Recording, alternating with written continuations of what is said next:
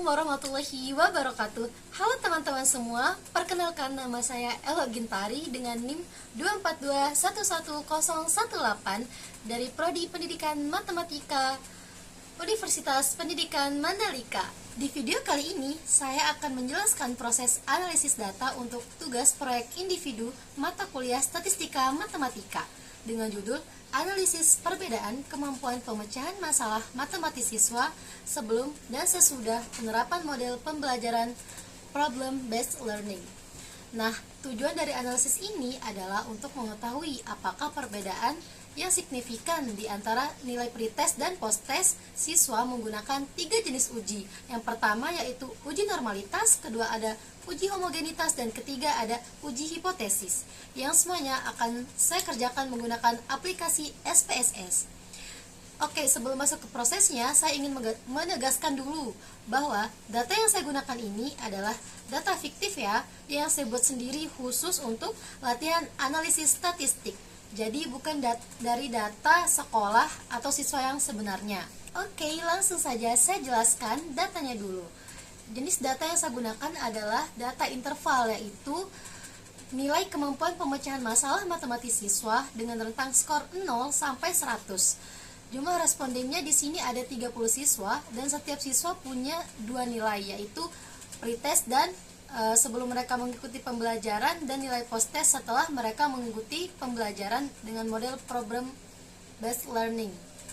Jadi desain datanya ini berpasangan, satu siswa diukur 2 kali sebelum dan sesudah. Maka nanti uji hipotesisnya saya pakai paired sample t-test dan bukan independent simple t-test, karena datanya bukan 2 kelompok yang berbeda tetapi satu kelompok yang sama, diukur sebanyak 2 kali. Nah, sekali lagi saya tegaskan, data ini hanya fiktif, disusun hanya untuk kebutuhan latihan analisis statistik pada mata kuliah ini. Nah, sekarang saya akan masuk ke aplikasi SPSS-nya. Pertama, saya mulai dulu lembar kerja baru di SPSS. Nah, seperti ini ya tampilannya. Saya akan mulai dari tab variable view di bagian bawah layar. Di sini saya akan buat 2 variabel. Yang pertama yaitu saya beri nama pretest, lalu variabel kedua saya akan memberi nama posttest. Nah, untuk tipe datanya saya pilih numerik ya, karena datanya berupa angka nilai. Desimalnya saya setting ke 0 karena nilai siswa di sini berupa bilangan bulat. Untuk selanjutnya saya isi kolom label supaya outputnya nanti lebih jelas ya. Untuk pretestnya saya kasih label nilai pretest, dan untuk posttestnya saya kasih label nilai posttest. Dan untuk kolom measure-nya juga saya atur sebagai scale di sini atau skala, karena data ini adalah data interval atau rasio seperti yang saya bilang tadi. Nah, setelah variable view selesai, saya akan pindah ke tab data view ya. Nah, di sini saya mulai memasukkan data satu persatu sesuai dengan tabel data fiktif yang sudah saya siapkan sebelumnya dari siswa nomor 1 sampai dengan siswa nomor 30. Nah, oke, semua data sudah saya masukkan ya di sini. Sekarang datanya sudah siap untuk dianalisis. Nah, di sini langkah pertama saya akan lihat dulu gambaran umum datanya lewat analisis deskriptif. Caranya saya klik menu Analyze, lalu pilih Deskriptif Statistik, lalu pilih Deskriptif. Kemudian saya masukkan variabel pretest dan posttest ke kotak variabel S. Kemudian saya klik tombol Option, lalu saya centang Min, STD Deviation, Minimum, dan Maksimum, supaya semua informasi ini muncul di output. Nah, kemudian setelah itu saya klik Continue ya, lalu klik OK. Nah, ini dia hasilnya dari output ini. Terlihat rata-rata nilai pretest itu sekitar 60,57 dengan standar deviasinya yaitu 7,17. Sementara rata-rata nilai posttest itu sekitar 76,80 dengan standar deviasinya 9,57. Jadi secara deskriptif sudah terlihat rata-rata nilainya baik, cukup signifikan, sekitar 16 poin ya naiknya setelah pembelajaran. Sekarang saya lanjut ke uji normalitas untuk mengecek apakah data pretest dan posttest ini berdistribusi normal atau tidak. Nah, caranya saya klik Analyze, kemudian Descriptive Statistic, lalu pilih Explore, oke. Nah, kemudian saya masukkan variabel pretest dan posttest ke kotak dependent list. Lalu kemudian saya klik tombol plot dan saya akan centang pilihan normality plot with test. Nah, kemudian saya akan mengklik continue lalu klik OK. Saya pilih uji Shapiro-Wilk ini karena jumlah data yang saya punya kan cuma 30. Jadi tergolong sampel kecil karena dia di bawah 50. Untuk sampel kecil seperti ini, Shapiro-Wilk itu lebih direkomendasikan dibanding Kolmogorov dan Smirnov. Nah, ini dia hasil output test of normality-nya. Untuk data pretestnya di sini yaitu nilai sig-nya itu 0,600 dan untuk data post testnya itu nilai sig-nya adalah 0,698. Dasar pengambilan keputusannya begini.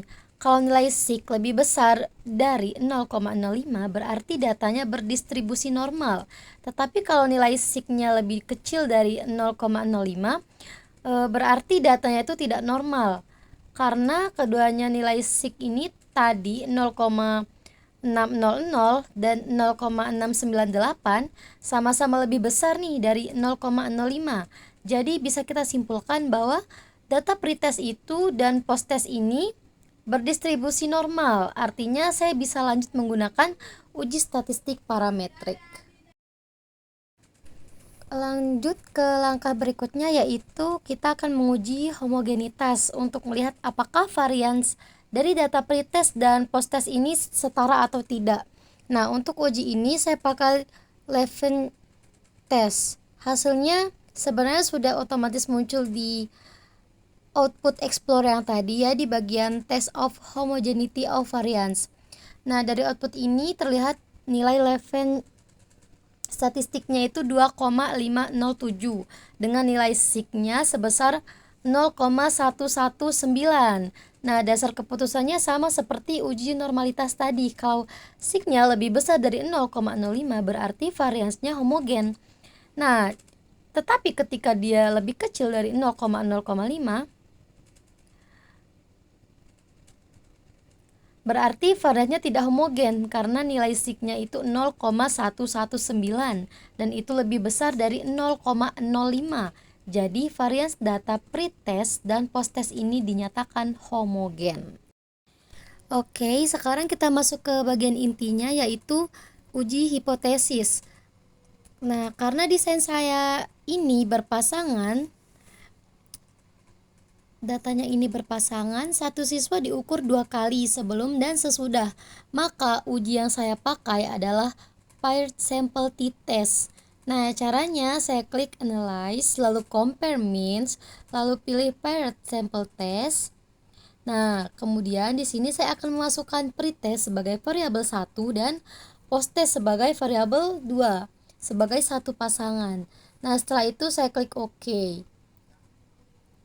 Nah, setelah muncul 3 tabel output yang pertama, paired sample statistik isinya rata-rata jumlah data, standar deviasi, dan standar error untuk masing-masing variabel. Nah, tabel yang kedua di sini ada paired sample correlation, yang ini menunjukkan korelasi antara pretest dan posttest. Nah, yang nilainya itu 0,685 dengan sig 0,000 yang artinya ada hubungan yang cukup kuat antara nilai sebelum dan sesudah. Dan yang ketiga, data yang paling penting yaitu paired sample test. Di sini terlihat nilai rata-rata selisihnya yaitu 16,233 dengan nilai T hitung sebesar 15,878, DF atau derajat bebasnya 29, dan paling penting nilai sig-nya 2 sisi atau sig. Two-tailednya itu 0,000.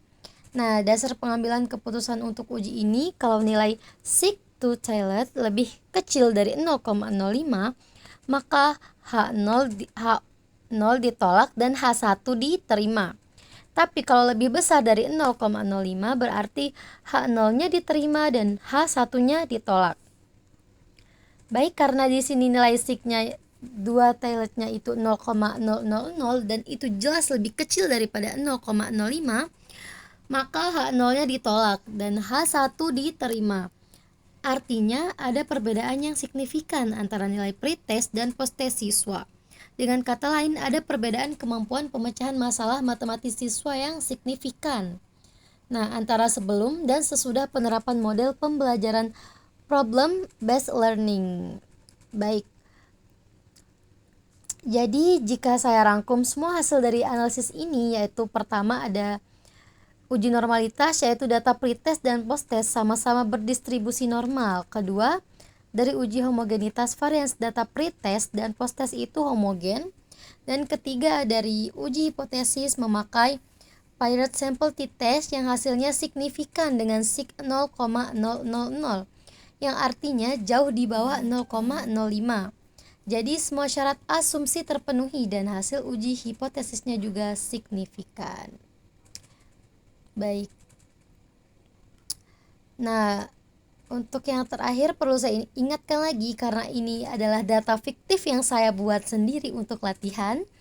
Jadi hasil ini tidak bisa digeneralisasikan ke kondisi sekolah atau siswa yang sebenarnya.